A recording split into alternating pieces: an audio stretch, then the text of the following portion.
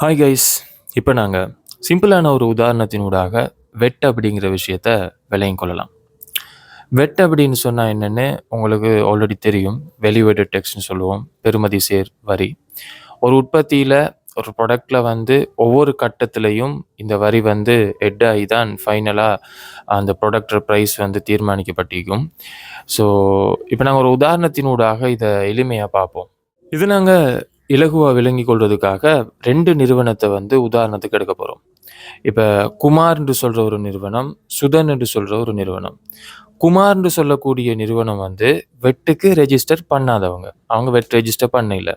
சுதன் சொல்கிறவங்க வந்து வெட் ரெஜிஸ்டர் பண்ணிக்கிறாங்க. 2 நிறுவனமுமே ஒரே மாதிரியான பொருளை தான் உற்பத்தி செய்ய போகிறாங்க அப்படிங்கிற அடிப்படையில் நாங்கள் இப்போ இந்த விஷயத்தை கதைப்போம்.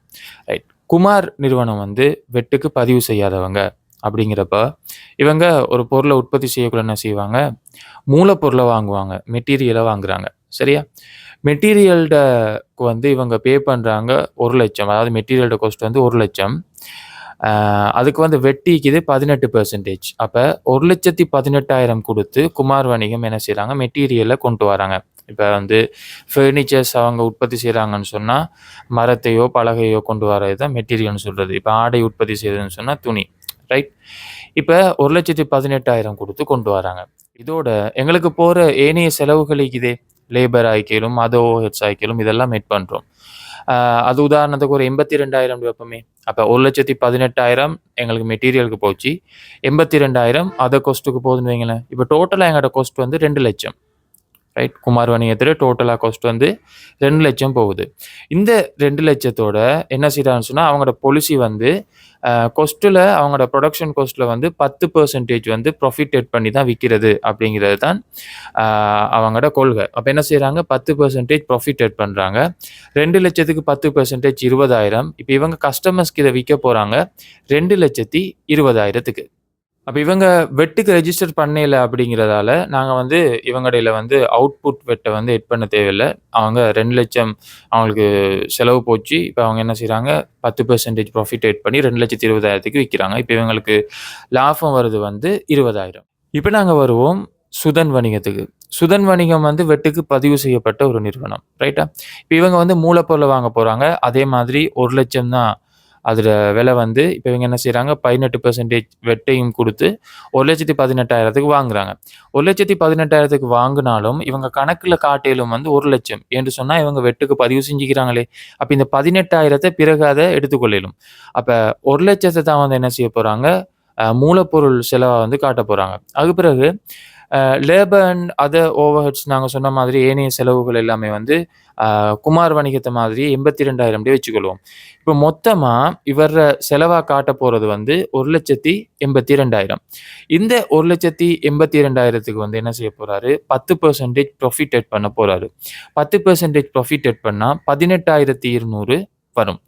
இப்போ 1,82,000தோட 18,200 எட் பண்ணால் இவரை வந்து மொத்தமாக இவர் விற்க ரெடி ஆகிற அந்த ப்ரைஸ் வந்துடும். அப்போ 2,200,000 வரும் வந்து இவர் விற்கிறதுக்கு ரெடி ஆகிற ப்ரைஸ். இவர் வெட்டு வந்து பதிவு செஞ்சுக்கிறாரு அப்படிங்கிறதால இந்த ப்ரைஸில் என்ன செய்யப்பட போகுதுன்னு சொன்னால் 18% வெட் வந்து ஹெட் ஆக போகுது. இந்த அமௌண்ட்டுக்கு 18% வெட் எவ்வளோ வருதுன்னு சொன்னால் 36,036 ரூபா. அப்போ 2,200,000ஓட 36,036 எட் பண்ணோம்னு சொன்னால் 2,36,236 ரூபா. அப்போ இந்த ப்ரைஸை கொடுத்து தான் கஸ்டமர்ஸ் இந்த ப்ராடக்டை வாங்க போகிறாங்க. யார்கிட்ட? வெட் ரெஜிஸ்டர் பண்ண நிறுவனத்தில் இருந்து. ஆனால் வெட் ரெஜிஸ்டர் பண்ணாத நிறுவனத்தில் இருந்து கஸ்டமர் அந்த ப்ராடக்டை வாங்குவாங்க வந்து 2,20,000க்கு. சுதன் வணிகம் வந்து வெட்டுக்கு பதிவு செஞ்சுக்கிறதால ஆல்ரெடி இவர் 18,000 பொருளை மெட்டீரியலை வாங்கக்குள்ள கொடுத்தாரு. அப்போ அதோட நாங்கள் என்ன செய்ய போகிறோம்னு சொன்னால் அவுட்புட் வெட் வந்து இப்போ நீங்கள் இவர் வந்து விற்கும்போது வெட்டோன்னு அடித்தாரு, கஸ்டமர்ஸ்ட்டு இந்த எடுத்துக்கிறாரு 36,036 ரூபா. அப்போ இந்த 36,036 இருந்து அந்த 18,000 கழிச்சு மிச்ச அமௌண்ட்டு தான் வந்து இவர வெட் லயபிலிட்டி ஆக்கி போகுது. இந்த மிச்ச அமௌண்ட்டு தான் இவர் வந்து கவர்மெண்ட்டுக்கு பே பண்ணணும். அதாவது 18,036 ரூபாயை தான் இவர் கவர்மெண்ட்டுக்கு பே பண்ணணும். அப்போ வெட்டால் என்ன நடக்குது அப்படின்னு நல்லா பார்த்தீங்க அப்படின்னு சொன்னால் ஃபைனலாக இந்த ப்ராடக்ட் வாங்கப்பட போகிற ப்ரைஸ் இது தானே. அது வந்து கூட போகுது. அப்ப வெட்ட யாரு சுமக்குறாங்க அப்படின்னு சொன்னா, கடைசியா யாரு வாங்குறாங்களோ அவங்க. அதாவது கஸ்டமர்ஸ்.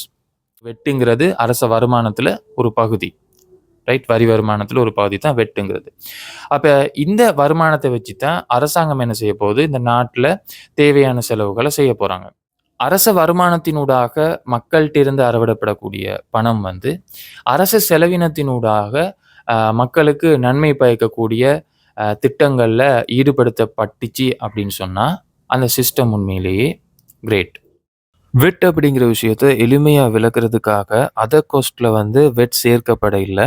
ஆனா நடைமுறையில வெட்டுக்கு உட்பட்ட செலவுகள் இருந்துச்சு அப்படின்னு சொன்னா, வெட் பதிவு செய்யப்பட்ட வியாபாரங்கள் வந்து அந்த இன்புட் வெட்டையும் கிளைம் செய்யலாம். இந்த வீடியோ யூஸ்ஃபுல்லா இருந்துச்சு அப்படின்னு சொன்னா, ஒரு லைக்க பண்ணிட்டு போங்க. அப்படியே இது மாதிரியான இன்னும் யூஸ்ஃபுல்லான வீடியோஸ் நீங்க பார்க்கணும் அப்படின்னு சொன்னா, அஸ்கர் ஆர்ஜே அப்படிங்கிற பேஜ ஃபாலோ பண்ணிக்கொள்ளுங்க. YouTubeல பார்த்தீங்க அப்படின்னு சொன்னா சப்ஸ்கிரைப் பண்ணுங்க.